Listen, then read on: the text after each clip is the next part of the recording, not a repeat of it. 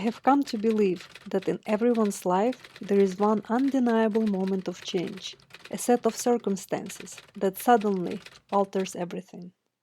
Nicholas Sparks.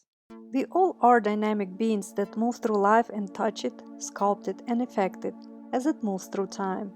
And while it does move, it never is a flat line like we see it on the screen. Everything that is life has waves and frequencies that go up and down.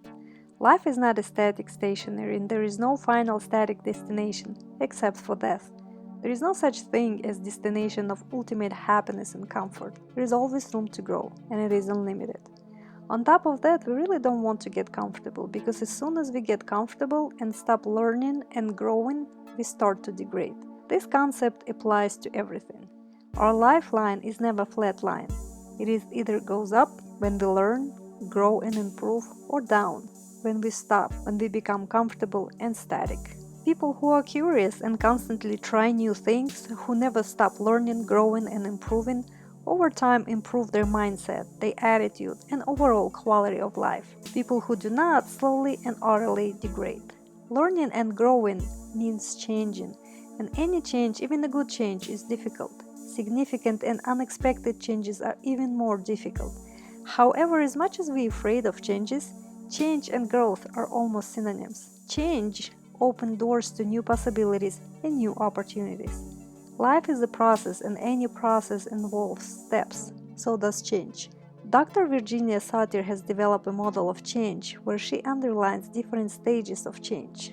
The first stage or default stage of change, or at this point no change, is called status quo. This is a stage of balance, stability, familiarity, and comfort. In this stage, we can predict or we know what to expect from day-to-day activities. For example, we have a stable job, stable income, and so on. This stage is based on survival and security, and that is why it is very hard to introduce change in status quo.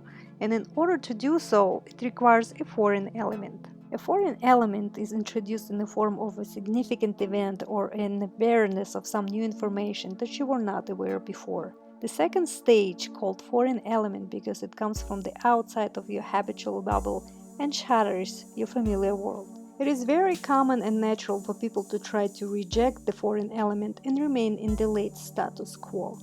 A foreign element example could be losing a job, or moving to a different country, or start living on your own. And when this happens, we fall into the stage of chaos.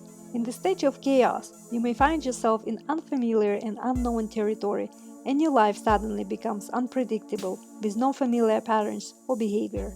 In this stage, you may find yourself overly stressed, confused, scared, and simply uncomfortable. Regardless of what complicated emotion you are experiencing, the purpose of the stress is to motivate you to move forward, to figure out how to make sense of what is happening and how to respond effectively. In the stage of chaos, your usual patterns, feelings, and behavior suddenly become unpredictable, and you may find yourself all over the place. You may feel like you're a tiny boat in the middle of the storm, being thrown from side to side, from one idea to next, from one complicated emotion to another. You may try to put a lot of effort to stay in the control, and some effort may work, and some may not. And this could intensify the complexity of your emotional state. In this stage, stress becomes the ultimate motivator and creativity booster. This is the ultimate stage of change and growth, where you may discover some new possibilities and new opportunities that will transform yourself and your life and take you to the next level.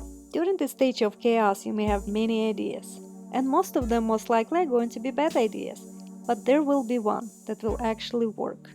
And that is how you transition to the next stage of change, that actually called the transforming idea. You may have many ideas, and every single one of those ideas may feel like, oh, this is it.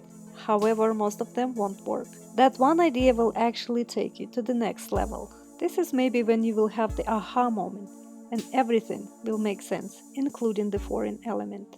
Maybe at this moment it will become clear why and how you got to this point. Maybe you will discover some new coping mechanisms. Or maybe it will make sense of how and what you need to do next. There is no way of predicting which idea will actually be the transforming idea, and the only way would be to try them all. There is also no way of predicting the duration of each stage. For some people, it is hours or days. For others, it may be years. And some people never even get out of this stage of chaos at all.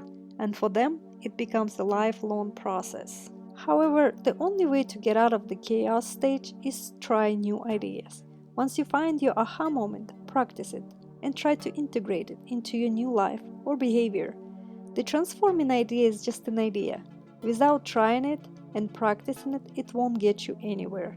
When you start practicing your transforming idea, you will rapidly grow, learn, and progress. Since transforming idea is a new and unfamiliar territory for you, you will most likely make a lot of mistakes during the process. And you may slip, or you may have some setbacks, but during the process you will learn what works and what doesn't work for you. This is a great opportunity for growth, for developing new skills, for new improvements that will change you and take you to the higher level. This is the whole purpose of this stage, is to learn, to master new skills and integrate them into your new life and daily tasks to become more effective or perhaps happier.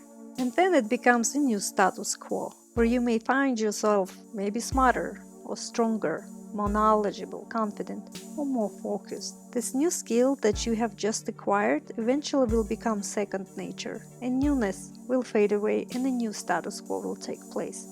The new status quo allows you to shift your attention and focus to other meaningful and important areas of your life. During the chaos and other stages of change, it is important to take care of yourself, get a good quality of sleep, maintain a healthy diet, provide yourself with some self-support, and remember that chaos is not going to be there forever. Eventually, it will transform into something positive and great. Remember to provide yourself with good breaks and rest after each late status quo. Let yourself assimilate the latest changes and fully integrate them into your life. It is also a good idea to continue pushing yourself out of your comfort zone and learn new things, but do it purposefully and gently experience the cycle of change. I wouldn't recommend doing many changes at once because it would be hard for you to track the effects of it and see the results. When you're purposefully and gently pushing yourself through changes and new learning processes, you develop some skills and coping mechanisms that will be useful when something big and unexpected happens. Remember that foreign element is sort of a gift, an opportunity to grow, to better yourself, to improve the quality of your life. Change does not come for no reason. Maybe your current situation is not working out for you anymore. Maybe you simply have outgrown it, or maybe it wasn't good for you in the first place. And maybe it is hard to recognize the blessing of change in the beginning, especially in the state of chaos. However, you should still observe your situation and learn what new opportunities could come with this. You never change things by fighting the existing reality. To change something, build a new model that makes the existing model obsolete. Buckminster Fuller. And as always, thank you for watching.